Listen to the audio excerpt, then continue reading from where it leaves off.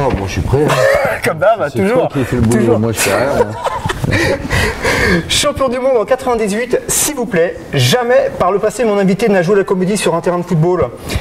Incapable qu'il était de nous faire une Marco Materazzi, il aura fallu attendre qu'il arrête sa carrière sportive pour en faire de la comédie. Il est avec nous, Franck Leboeuf. Comment ça va, Franck? Ça va très bien, merci. En pleine forme?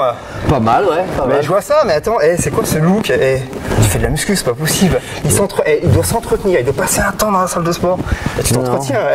Non, pas trop Ce en fait, look. une à deux fois par semaine, mais mon corps m'a beaucoup aidé dans ma première carrière, Ouais. donc j'essaye de lui rendre l'appareil L'appareil. et faire en sorte que je le néglige pas trop. Eh ben écoute, est-ce que la pièce, ça entretient? Alors tu joues actuellement dans Ma belle-mère, Mon ex et moi. Ouais.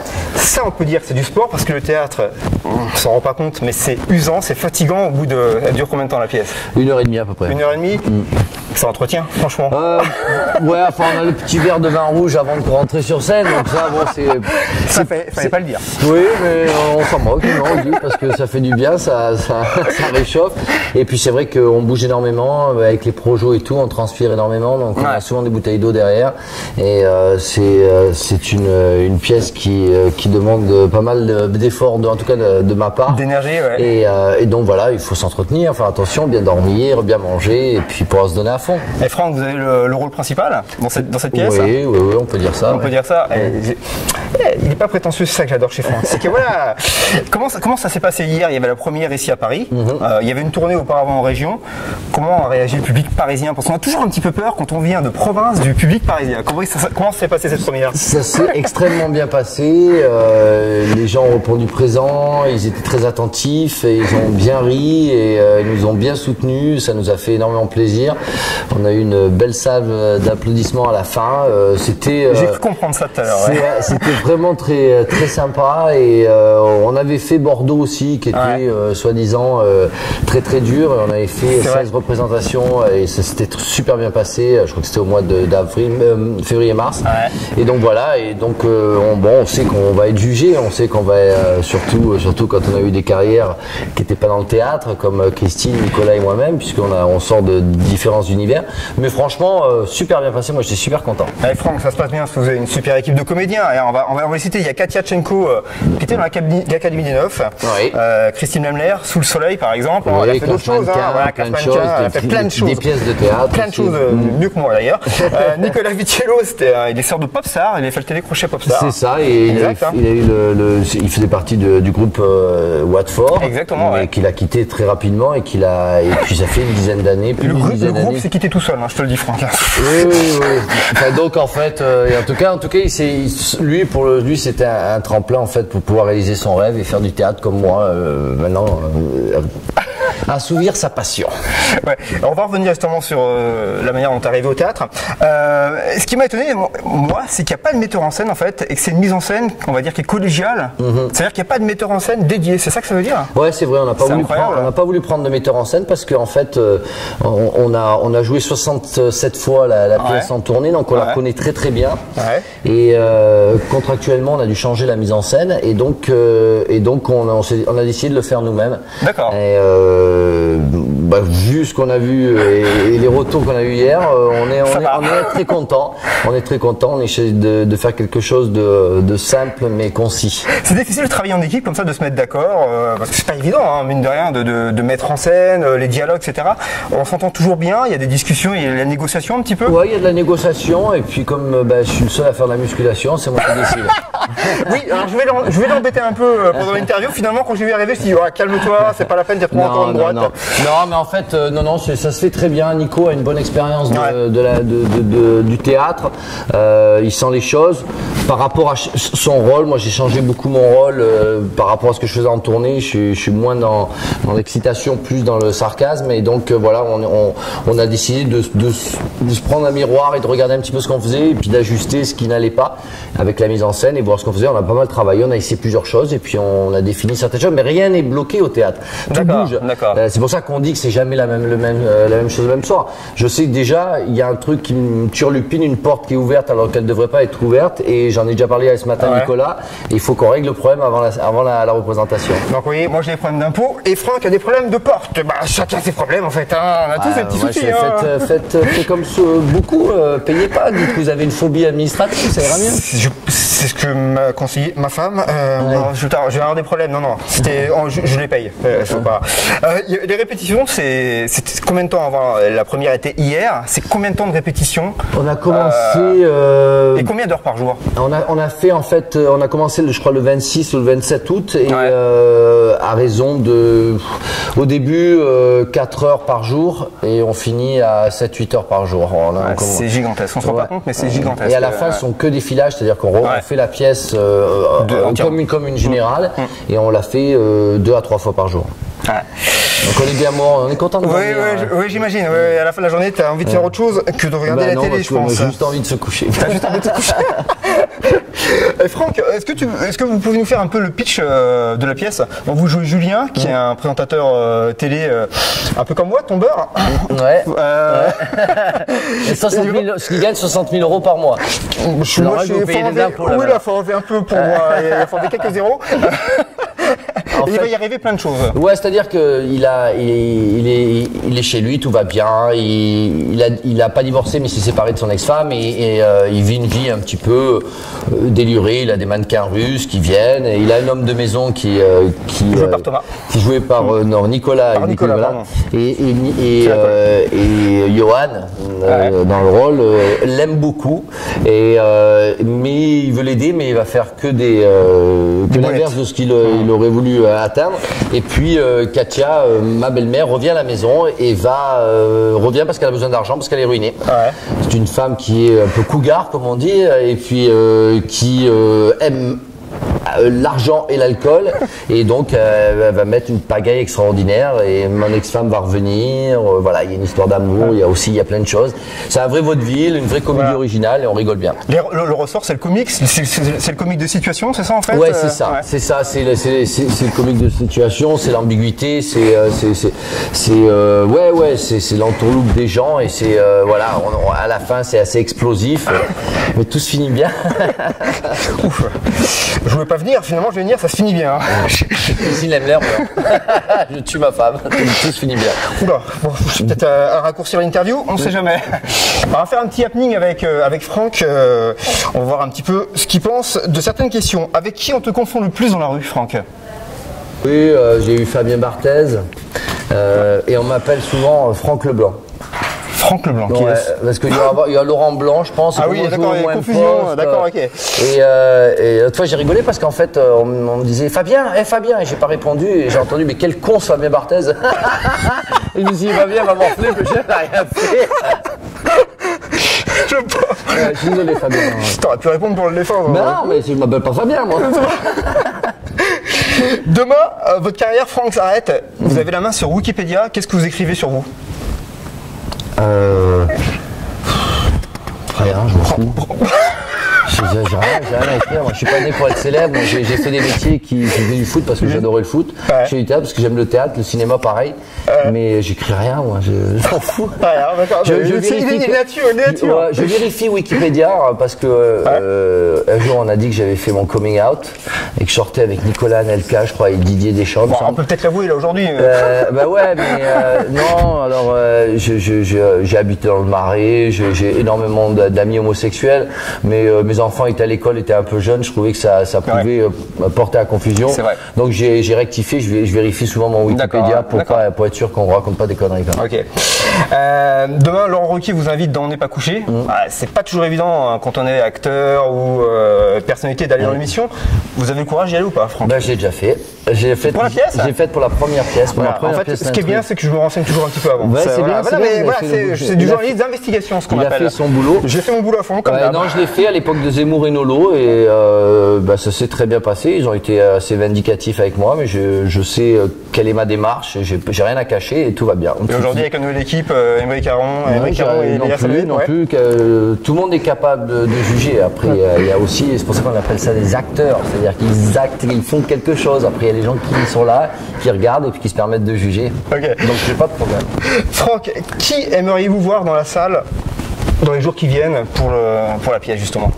Ça vous ferait plaisir si vous voyez qui bien sûr la famille, moi j'ai mes enfants qui viennent ce soir, j'espère que ma maman qui habite dans le sud de la France viendra me voir, elle est déjà venue me voir 2-3 fois à Bordeaux et dans le sud de la France, mais je sais pas, moi des gens qui ont envie de rire. Des gens qui ont envie de passer 1h30 sans se prendre la tête et passer du bon temps, parce que en ce moment quand même c'est difficile. Moi je pense à cet homme qui s'est fait décapiter, français, Bourdelle. Je pense à tous les problèmes que les Français ont en ce moment, et voilà, nous sommes un peu une sorte d'infirmier, où en fait peut-être on donne un petit peu d'air pur et on lâche un peu, parce que toute l'énergie qu'on accumule du stress de la vie de tous les jours. Donc ceux qui ont envie de rire, qu'ils viennent, qu'ils se détendent un peu, ça fait du bien. Mais on rigole, c'est tout à l'heure en off, vous étiez pas là, Franck, et j'entendais des gens qui sont venus à la pièce et apparemment ils se sont bien marrés. Donc c'est le but. Voilà. Donc c'est le but, c'est vrai que ça fait du bien, on a tous envie de rire. D'ailleurs je sais pas pourquoi je suis là, parce que moi je fais rarement rire. Un défaut de jeunesse qui n'a pas guéri avec le temps? La perte des cheveux. J'adore. Là dans la pièce, vous jouez le rôle d'un présentateur de télé. Est-ce que dans la vraie vie, on vous a déjà proposé d'animer une émission de télé? Pas d'être chroniqueur, non. D'animer. Et est-ce que c'est un objectif, pourquoi pas, dans les mois, années qui viennent? En fait, j'y ai pas vraiment pensé. C'est vrai que je suis souvent consultant sur la télé ou à la radio. Sur BFM par exemple, RMC aussi. Non, RMC et TF1. Parce que comme je suis à TF1, je peux plus travailler pour BFM. Exact. Mais non, j'y ai vraiment pas pensé. Pourquoi pas un jour animer une émission, mais voir le genre d'émission. Ce serait pas forcément sur le sport. Ah non, non, surtout pas sur le sport. Non, pas forcément, ça pourrait l'être aussi, mais je sais pas, encore une fois, c'est une question qui n'est pas d'actualité. J'ai tellement de boulot que j'ai pas de case pour ça. Pas de place, c'est sûr. Parce qu'il faut quand même savoir que Franck, le théâtre, c'est pas un hasard en fait. Vous avez quand même fait après, en 2004, je crois que c'était 2005, une école de théâtre à Los Angeles. Ouais, Lee Strasberg Institute, ouais. Ok, voilà, merci de l'avoir prononcé, parce que moi, ça aurait été une catastrophe. et depuis petit, en fait, tout ce qui est la comédie, acteur, c'est votre domaine en fait. C'est une vraie passion et c'est une première passion. Moi je regardais beaucoup la télé avec ma maman, j'avais 4-5 ans et j'avais le droit de regarder ou les dossiers d'écran le mardi soir jusqu'à l'âge de 10 ans et puis au théâtre ce soir. On va en parler aussi tout à l'heure. Le cinéma, vous en avez fait un petit peu, il y a un film qui va sortir dans peu de temps. Deux films, c'est Monsieur Plus de Bazaine. Où vous éclatez le plus? Au théâtre, franchement, ou au cinéma? C'est pas le même exercice. En fait, ça n'a aucun rapport. Ça n'a aucun rapport, le théâtre et cinéma, pour moi, à part performer devant des gens ou devant une caméra et d'avoir quelque chose. Mais le théâtre, c'est quelque chose qui est déjà monté, qui est déjà... c'est un film qu'on voit en 1h30 et on vous le donne en live. Le cinéma...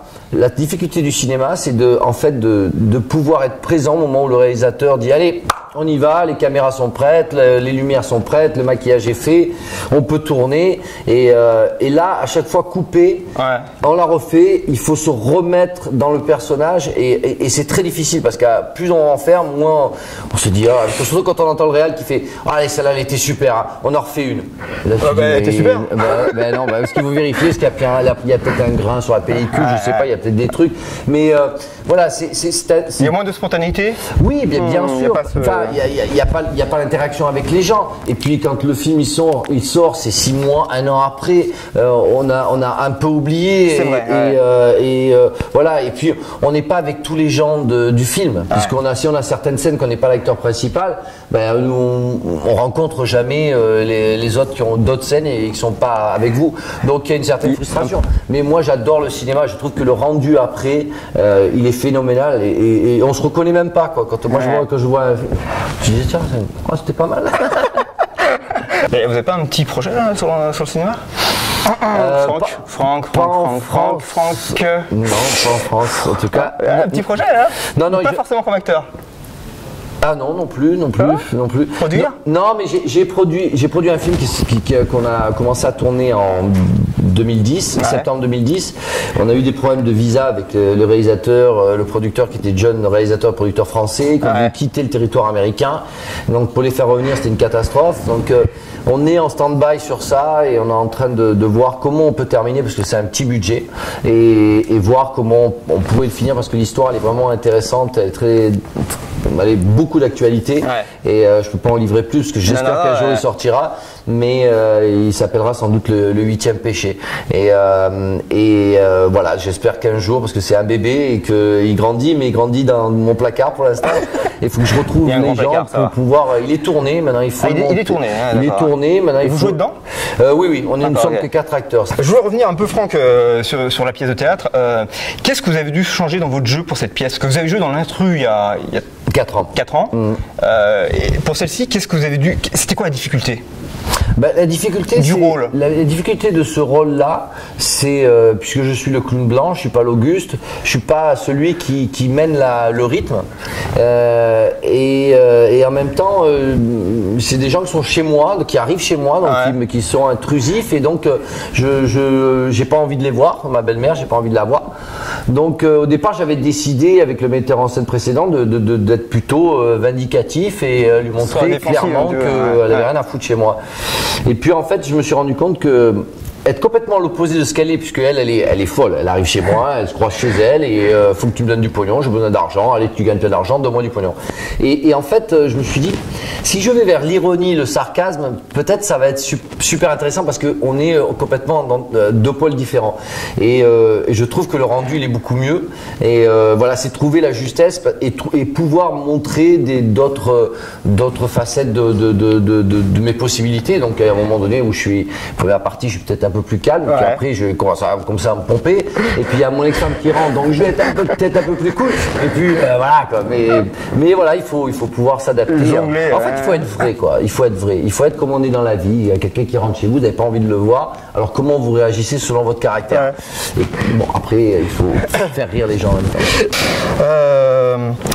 Koh-Lanta va peut-être refaire une émission, Franck, avec des célébrités, des stars. Alors, je sais que vous avez participé à Koh-Lanta, c'est le choc des héros, je crois. Ouais, sans doute. Ça doit être ça. Ouais. Est-ce que vous seriez repartant si vous appelez? Non.